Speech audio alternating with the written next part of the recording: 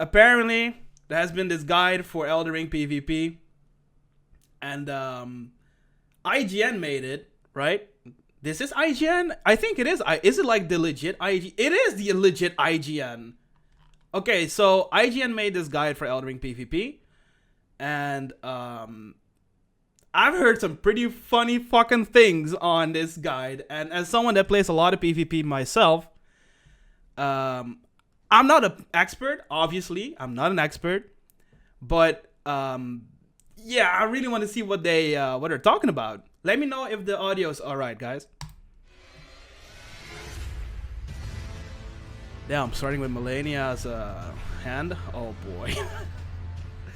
PvP in Elden Ring can be great fun, but also quite challenging. The competition have been honing their skills against demigods. Dude, full bull goat, stars of runes. Show you the ins and outs of making a PvP build, as well as an example build using those principles. Here's how to best prepare yourself against the wait, hold up, but that's exploiting. Wait, did he? Prepare yourself against the hardest of Elden Ring bosses. Oh no, okay, it's just Blood Flame. Okay, I thought he did Blood Flame and the Flame, the Sins bullshit. That's exploiting. Imagine. Elden Ring is super flexible, so there are a ton of dude, the full bull goat hurts my soul. We're going to point out some of the better pieces of equipment and then create an example from those. But don't be afraid to experiment once you've mastered the basics. If you're curious about where to get a particular weapon or piece of equipment... Oh no, he is doing it, right? Or is that not it? If you're curious about where to get a particular weapon or piece of equipment, check out Oh my god. When choosing pieces of armor for your character, the defensive stats are most important. Poise helps reduce stagger when you're attacked, which can be crucial for squeaking out one last strike. In other words, everyone's gonna run in fucking bull goats, allowing you to potentially take an additional hit or two. To this end, we recommend a bull goat set, or a similar alternative, like the lighter weight veteran set, or the Omen set. Meanwhile, I'm in the fucking duelist helmet and like, you know, actual good looking outfits, not giving a fuck about poise, but okay, I guess. That kind of thing. I see why he said this. High poise, along with equally high defensive stats. You need to keep your equipment to at least medium in order to dodge quickly. So if you don't have enough endurance to dodge one of these heavy sets, choose an alternative that'll keep you at medium load. Heavyweight dodge rolls are easy to exploit and reduces your poise is weird. Oof. If fashion is your passion, yes, rest assured that there are plenty of alternative ways to mix and match other pieces into one of these recommended sets. Okay, no offense, but they all look ugly as fuck. If I can show you how I look like, you know, I look pretty fucking tight. Look at me, dude. I look fucking hot. I like my character way more than the fucking clown show I just saw. But I see what they mean. I mean, poise, defense and shit is okay, you know. But, alright. There are a few armor pieces and sets that'll give you an increase to certain stats, or a passive buff like the Silver Tier Mask or the Spellblade set. Yeah, Fashion Soul is always top priority, right? There are a ton of viable weapon choices for PvP, so try out different weapons to see what suits your style. Yeah, Sword Dance pretty good. Will dictate how you allocate your stacks. Level 209, excuse-moi, excuse me, that's way too high. What? Will dictate how you 209? The most important differences between weapons are the pace of attacks, attack range, and weapon skills. You're looking for attacks that are hard to dodge, force the opponent to defend in predictable ways. But Bloodhound Finesse is trash though, right? Or am I missing something? Why is he showing Bloodhound Finesse? What? Attacks that are hard Bloodhound Finesse is like so like telegraphic. Force the opponent to defend in predictable ways, or have powerful follow-up attacks. Oh, of course he's gonna show Bloodhound or excellent range and bleed ROB, making it very difficult to dodge and ideal. Oh my god, full bull goats and ROB, such as Dragon King's Cragblade, Sacred Relic Sword, and Hand of Millennia offer weapon skills that also. Wait, but Hand of Dragon King Cragblade, sure it can deal a lot of damage, but it's telegraphic, right? It's pretty slow too. I don't know, like it's okay though. Hand of Millennia though. There are some powerful choices that are accessible relatively early on as well, such as the Bloodhound's Fang, or Eleonora's Poleblade. If you prefer using weapons with a customizable skill, try using the Ashes of War Hoarfrost Stomp. My man, it's not day one Elden Ring anymore. He said Hoarfrost Stomp. Hoarfrost Stomp? Excuse me, what? Horaloo's Earthshaker and Sword Dance. Okay, Flunky, the thing is, Earthshaker's not that bad. It's actually pretty okay, but it's definitely not like the strongest. This game is outdated. He said Skill, fucking Hoarfrost stuff. Yeah, this guide. And sword dance. If you're planning on building a caster or have close calls, there is a specific Ash of War that needs an honorable mention. Bloodhound Step, which can be used in quick succession to quickly teleport away from a fight. Oh, he is doing the exploit. Oh my, he is literally doing the worst possible thing in the game. Bloodhound Step, Deadly Sin, and Blood Flame. Are you fucking crazy? Wait, why isn't this like fucking deleted? Why didn't they delete this video? Why would you show this? If dodging isn't your thing, there are two other options you can add to your build to avoid damage. The first is the parry skill. It can be hard to do, parried. Mostly because you have to time your opponent's He teaches perfect, the build but too? if executed correctly, it'll set you up for a powerful critical hit. The parry Ash of War can be equipped to specific weapons and shields. Speaking of shields, blocking is the other alternative. The most important stats on a shield are its damage percentages and its guard boost. Ideally, your shield will have 100% physical damage negation and the highest guard boost possible. This way you can reliably block physical attacks while spending as little stamina as you can, poking meta. although other types of damage still bleed through. To this end, we recommend the Fingerprint Stone Shield. Of course you do. Why the fuck not, right? If the shield is maxed out and you're using the Great Shield Talisman. Once you've chosen your armaments, level them up as high as possible to increase their base damage and their skills damage. The additional power is crucial. Staffs and seals are technically armaments, but they can only affect sorceries and incantations. This is not a guide, exactly.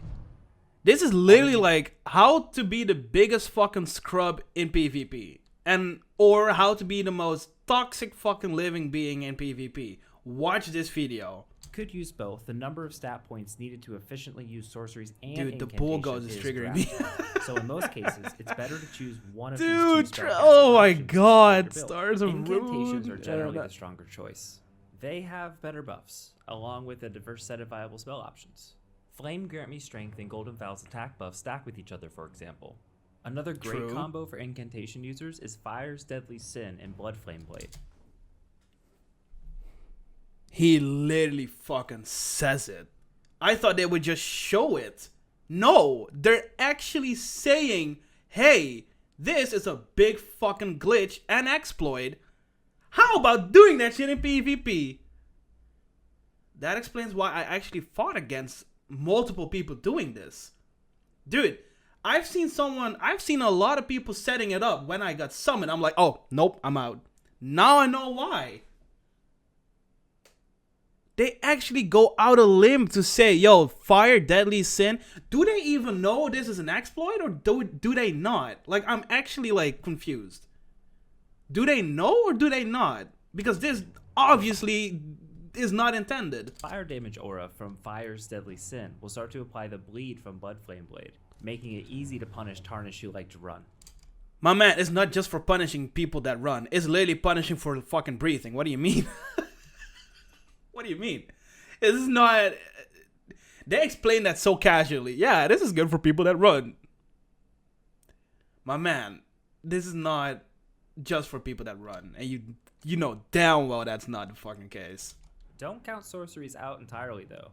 Some of the offensive spells are nearly impossible to dodge and hit really hard. It's a little FP intensive, but Stars of Ruin almost guarantees at least some damage while setting you up for follow-up attacks. When choosing a staff or a seal to cast your spells from, keep in mind what attributes scale their power, and their additional passive effects found in their descriptions. If possible to dodge, my name have Bloodhound Step. With dexterity, strength, faith, and intelligence, allowing for your incantations to be powered up from all of these stats. In addition, this specific seal boosts Frenzied Flame incantations by 20%, making spells like Frenzied Burst incredibly strong. Pay attention to your staff's attribute scaling as well. The Meteorite staff starts with an S scaling in intelligence, along with a 30% boost to the power of your gravity spells. Lusat's Glintstone staff doesn't have as much scaling power, but it does increase the potency of all your sorceries by 10%. Look at this fucking guy, what the fuck? Also, there are a lot of intelligence weapons that, when combined with sorceries, can be devastating, such as Moonveil and the Dark Moon Greatsword. One last thing to note, a lot of sorceries and incantations can be charged by holding... He couldn't even roll, right? Or was I tripping? Did he heavy roll there? When combined with sorceries...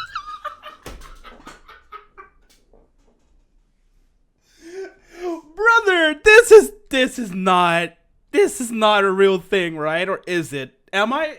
sorceries can be you know what, never devastating, mind. such as Moonveil and the Dark Moon Greatsword. One last thing to note, a lot of sorceries and incantations can be charged by holding down the casting button. Charged spells do more damage, and can increase their range at the cost of an increased spellcasting time. Use this to throw off an opponent's dodge timing, or cut your cast short for a quicker recovery.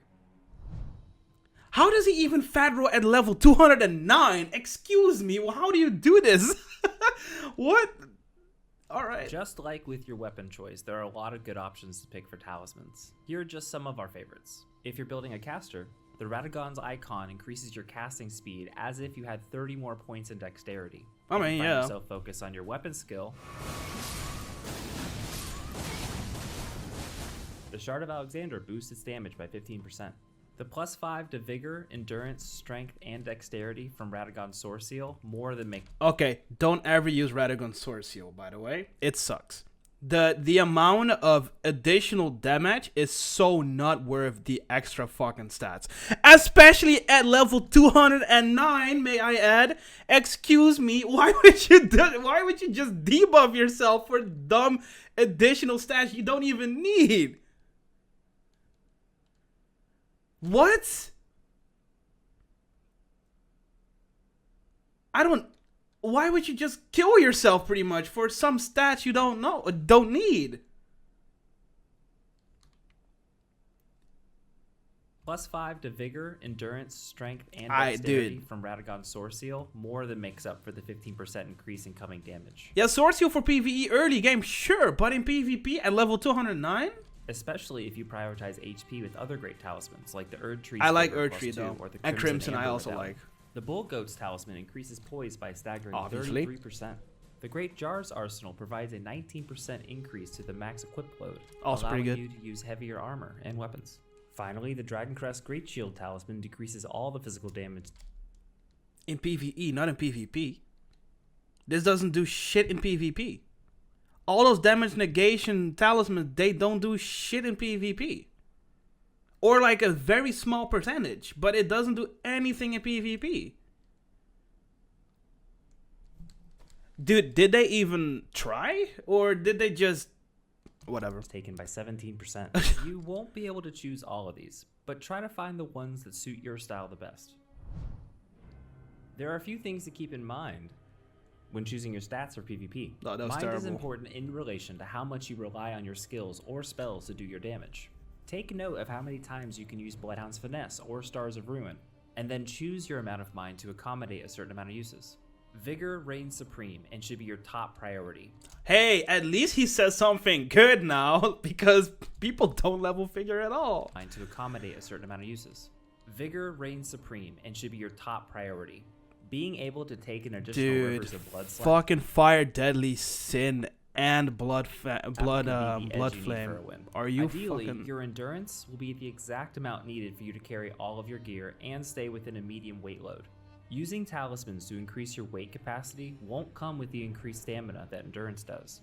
Strength and dexterity should both be proportionally invested in relation to what stats your weapons scale with, but each comes with its own unique benefit. Dexterity decreases your casting time, so hybrid build casters may want to pair their spells with a dex weapon. When you two-hand a weapon, your strength score increases by 50%, also increasing that weapon's damage. Intelligence and faith, like... That talisman gives only 5% physical negation in PvP. Yeah, exactly, so it's not worth it. Most often a binary choice. 5. Depending on what kind of casting you choose, along with how much you'll depend on casting, will dictate how many points to allocate towards these stats. Note that even buff spells are empowered by a higher related casting stat. The only PvP-related benefit Arcane provides is with weapons that specifically scale off Arcane. The additional blood, madness, poison, or sleep damage scales off the amount of Arcane you have. Sleep doesn't scale on Arcane, right? Or am I tripping? I'm not sure if that is true, because poison and bleed does work on your Arcane build-up. Sleep doesn't. Sleep is just a fixed amount. Or does sleep work with Arcane? Poison and bleed works on Arcane, right? But sleep doesn't. No. I think sleep does not. Let's look it up real quick. Let's look it up because I'm not sure. Sleep, Arcane, Elden Ring. Does Arcane affect sleep?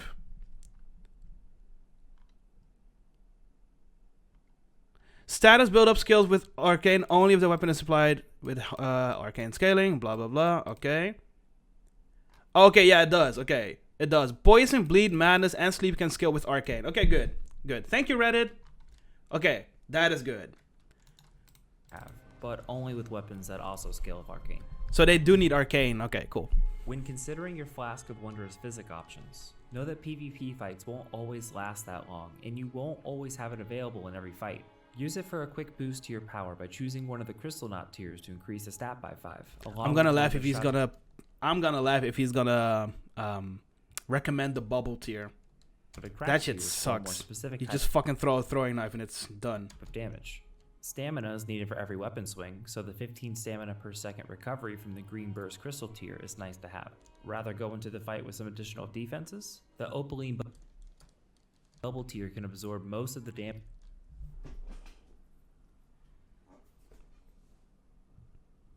My guy, everyone has a throwing knife on deck. You can literally just throw like air to the bubble, it breaks. What? IGN, please. Damage from your opponent's next attack. The Crimson Bubble tier at 200 for 30% of your maximum HP once you drop below 20%. Yeah, that tier is good. A lot of HP using and Loki kind of cheesy, not gonna lie, to use that tier. Maximum HP once you drop below 20%. If you have a lot of HP, using both the Crimson Crystal tiers to heal all of it in one potion is also useful. That heavy roll, I guess. Now that we've laid out the principles for crafting an efficient PvP build, let's put one together. Oh my fucking sweet merciful Christ. Look at this Look at this fucking abomination of a build. This is what PvP has become. This is what they recommend. This. Look at this. Look at this absolute clown show of a build. Look at this. This is PvP. This is PvP. Look at this. Yeah, how does your PvP build look like? Yes. It is I, the guy that loves unique builds. Dude. You can't be like this, right? In this build, we're taking advantage of the bleed build-up mechanic as a Faith caster using dex weapons. The curved greatsword. He also Radagon sword seal. Excuse me, what?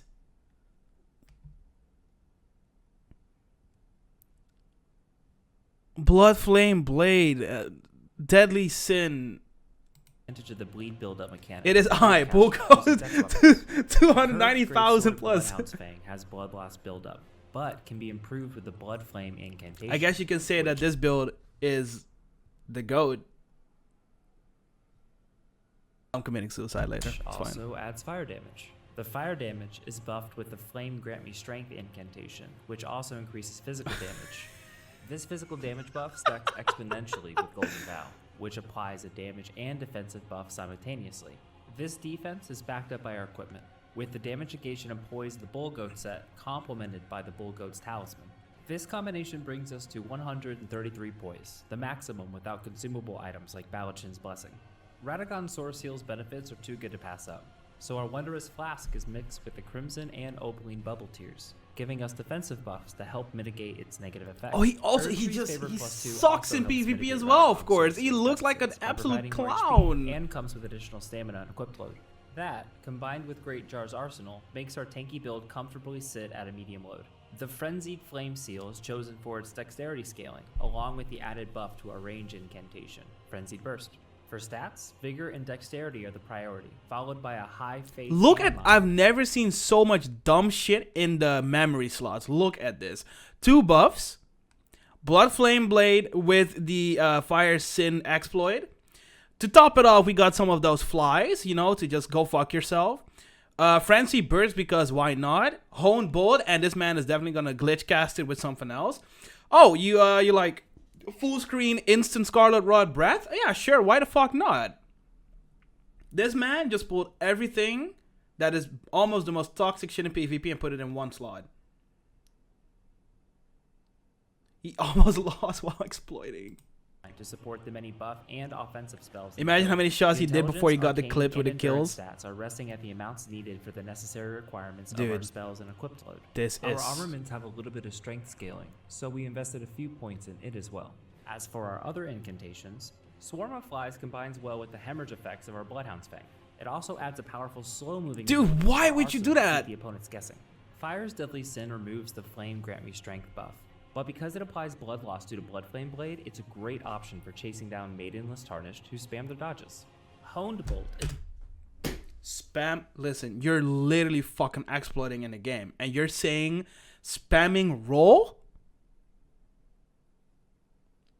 You are literally, listen, you're doing one of the worst, if not the worst exploits in PvP. And you're saying against people that spam roll? Yo, excuse me that I don't heavy roll. Yeah. Well, excuse me that I prioritize my roll to not be this heavy fucking bull goat set, but... What? Dude, this, oh my god. Another great answer to interrupting dodge spam. There you go. And happens to be great at punishing players who try to heal. Ekzaiki's Decay could be replaced with any other named dragon breath options, and is mainly used to switch up strategies in case of a stalemate. Barrier of Gold helps counter magic builds by increasing magic resistance by 60%. All that leaves is the Sacred Relic Sword. This weapon is perfect for our Dex and Faith builds. Yo, Yemhaven, thank you so much for the sub. Its Wave of Gold skills devastating 8 months. has a knockback effect, huge range, and makes for a great opening attack. And you can literally just roll through it. You can literally roll through it on reaction. I can literally, listen, I can make a fucking cup of coffee. Like, see them cast it, grab my cup of coffee. Oh, you're casting. Sip, sip. Oh, that's a pretty good cast. Roll. What do you fucking mean?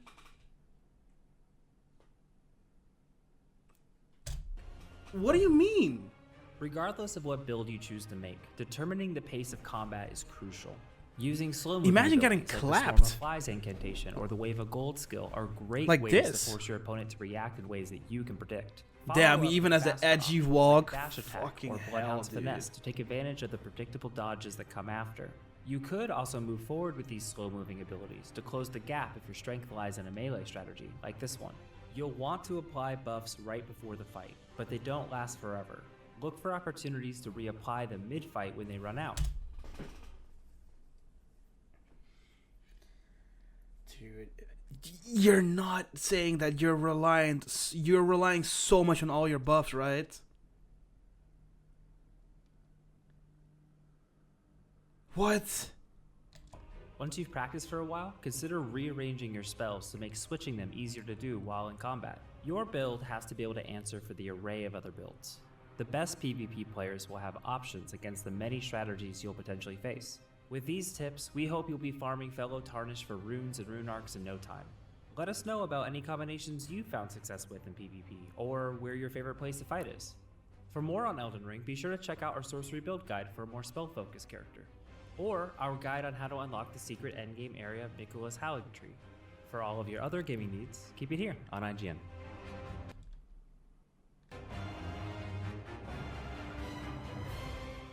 Okay. Hey, shout out to Chaser, bro. Yeah, that might have been the worst video I've ever seen in this entire year. Like, no joke. I've seen pretty terrible videos. Pretty terrible guides, too. But this... It only has 540 likes, by the way, may I add. For this amount of views, that's nothing. But...